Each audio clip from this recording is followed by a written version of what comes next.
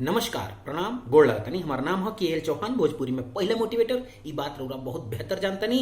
पिछले वीडियो जो हमनी कर रहे आकर्षण के सिद्धांत भाग 2 रहे, आज भाग 3 रही, भाग 4 भी आ जाई। भाग 4 के भी अगर देखे होगे तो तुरंत हमारे चैनल के सब्सक्राइब करें, लाइक करें, वीडियो पसंद आए तो करके शेयर करें, और का बदलाव रउरा चाहत तो कमेंट में भी लिख सके नी। आकर्षण के सिद्धांत के एगो मुख्य बिंदु बा, मुख्य आयाम बा कॉन्फिडेंस और हैप्पीनेस। जे व्यक्ति के शरीर में कॉन्फिडेंस लोग के लागे, ओकरे चलले में, बोलले में, खैले में, सुतले में, पियले में अगर वो कॉन्फिडेंस बा, हर चीज वो अलग तरीका से अगर करता तो यकीन माने कि सारा लोग के अटेंशन पा जाई।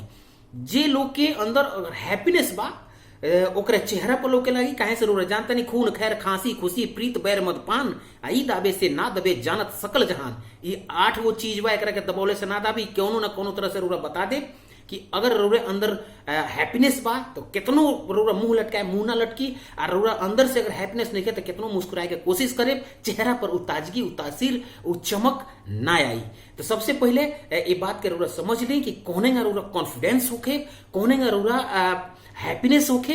ये बात के जितना जल्दी रोरा अपने जीवन में उतारे उतने जल्दी कामयाबी की तरफ रोरा बढ़े लागे, बहुत तेजी से बढ़े लागे।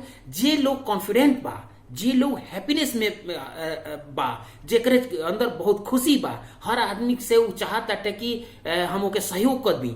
वो आदमी अपने जॉब में, अपने बिजनेस में, वो कोनो क्षेत्र में होई, वो कोनो प्रोफेशन में हुई, ओमे ओकरा के तरक्की अवश्य मिली, अवश्य मिली। काहे कि वो चाहता कि खुशी जितना जल्दी रोरा खुश अंदर से होखे लागे तो और खुशी रोरा के आकर्षित कर ले, और खुशी रोरे आसपास आवे लागी। रोरा जैसन रहे वैसने चैन रोरा आगे पीछे बन जाई, वैसने लोग के घेरा में रोरा आ जाए। जे मुंह लटकावेला, दुखी रहेला, ओकरा लगे के जाई। जे दुख हुआ, दुखियारी हुई, हॉस्पिटल में रोरा देख ले ओके कि जे हॉस्पिटल में अगर रोरा बानी तो रोरे आसपास जितना भी लोग होई, वो हॉस्पिटल से बीमार लोग होई या ओके परिजन होई तो वो खाली दुख के बात करी। यही से हमनी के मनोवैज्ञानिक लोग बतावल कि खुश रहे के चाहिए, हर हाल में कोशिश करे के चाहिए कि कौनियो स्थिति होके ओकरा से बाहर निकलने के बस एक ही वो तरीका बा कि रोरा खुश हो जाए। आकर्षण के सिद्धांत कहता कि शारीरिक भाषा में बदलाव क के पोस्चर, शरीर के पोस्चर कैसन बा, कोने कद काठी दिल डॉल राउर बा। देखी कपड़ा के महत्व तो बहुत ज्यादा बा, लेकिन बढ़िया खूब कपड़ा पहनले के बाद भी शरीर एकदम मुलासी बा, केहू टेंशन ना दी। उदाहरण दे दी, रउरा मोहल्ला में पिल्ला हुई है सब कुत्ता, अगर 2 कुत्ता ने उदाहरण ले ली कि एक कुत्ता बहुत मोटा बा, ताजा बा, लेकिन उत्तेजक नहीं है। एक बा दुबर पात्र बा, लेकिन वो उत्तेजक बा, अटेंशन के करी उड़ जाई। जोन उत्तेजक जोन के बॉडी लैंग्वेज जोन बा, जोन के कि शारीरिक पोस्चर जोन बा, वो लोग के आकर्षित करता है। तो वही तरह से रौरो जब शारीरिक भाषा जब राउर कॉन्फिडेंस रही तभी ना रौरा लोग के अटेंशन प्राप्त करे। जब लोगे रौरा अटेंशन नहीं है दे तो कामयाबी कोने रौरा के रौरा अटेंशन दी, कोने कामयाबी के रौरा आकर्षित करे। तो सबसे पहले रौरा अपन शारीरिक भाषा के बदल दी। कोने का बदले ई हम बता देता नहीं, आई ई जो हम बताओ तनी, ई रोज अपना जीवन में सवेरे और सांझी खा 2 बेर कम से कम 2-2 मिनट करे के बाद आज भी जो हम बताओ तनी ई करे वाला बताओ तनी। बाकी दिन रहे तो थियोरिकल रहे, आज प्रैक्टिकल के बात हम करता नहीं। सबसे पहले सोते की बेरा चाहे सवेरे जब उठनी है, उठ जाई, बैठी, पालथी मार के बैठ के सीना के बाहर लंबा सांस ली, और योग की मुद्रा में बैठ के आंख बंद करी, और जौन भी रोरा बनल चाहता नहीं, जौन भी समझ जाई। हम इन वो सारा बात नहीं करत, जे चाहत हुई जे का बात पिछला वाला बा, वो पिछला वीडियो जाके देखे पड़ी। तो जौन भी रोरा बनल चाहता नहीं, ओके आंख बंद करके लंबा सांस ली। जितना लंबा लंबा सांस ले, धीरे धीरे ली, सुकून मिली। जब सुकून मिल जाई, ओकरे बाद जौन भी रौरा बनल चाहता नहीं, ओके भविष्य में देखी। रौरा ओजा जाई, ओजा पहुंची कि मान ली कि रौरा एगो बढ़न नेता बनल चाहता नहीं, तो वो महसूस करें कि रौरा बढ़न नेता बन गइल बानी। आ ओइ पर कौना क्षेत्र में रौरा काम करल चाहता नहीं, वो क्षेत्र में काम करी, महसूस करी, फील करी, जितना जल्दी हो सके ओके अपने आप से कहीं कि हाँ हम बन गए बानी।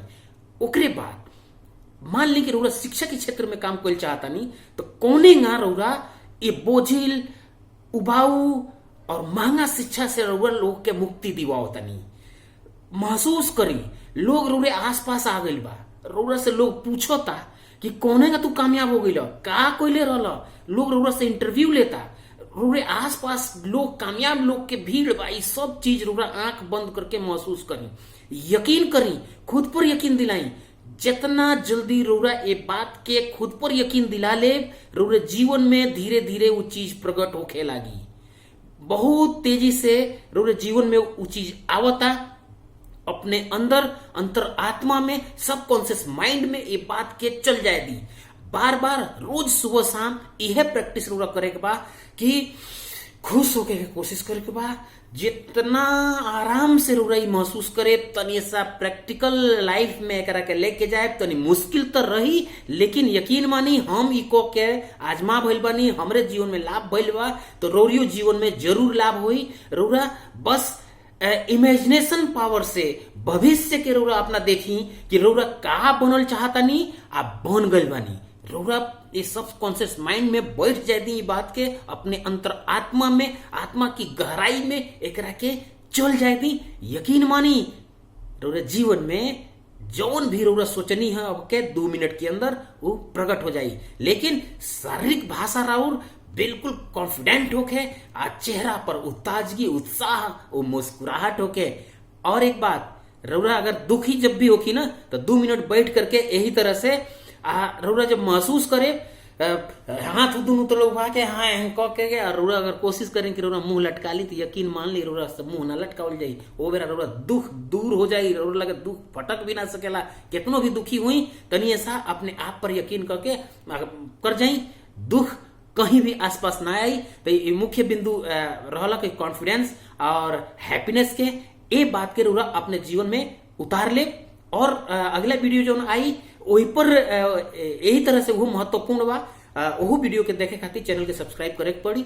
और एक बात हर वीडियो की तरह से फिर से हम ये बात वीडियो में कहे कि भोजपुरी के बढ़ाई, भोजपुरी के संवारी, भोजपुरी के और सुघर बनाई, भोजपुरी के निमन बनाई। जितना जल्दी हो सके भोजपुरी भाषा के उत्थान करे के बा, प्रचार करे के बा, प्रसार करे के बा। जे भी भोजपुरी भाषा के कोनो आंदोलन चलाओ तो के ओकरा आंदोलन में हमनी के तन मन धन से हिस्सा लेवे के बा। भोजपुरी बोले वाला लोग पिछड़ापन के वजह नहीं है, पिछड़ापन के निशानी नहीं है भोजपुरी। ये बात के रउरा और हमने सब लोग मिल करके आगे बढ़ाओ जाए। इतना कह के हम अपन बात खत्म करता नहीं। फिर से एक बार निवेदन, रिक्वेस्ट, निहोरा, हमारा चैनल के सब्सक्राइब करी, लाइक करी, वीडियो पसंद आओ तो करके शेयर करी। नमस्कार।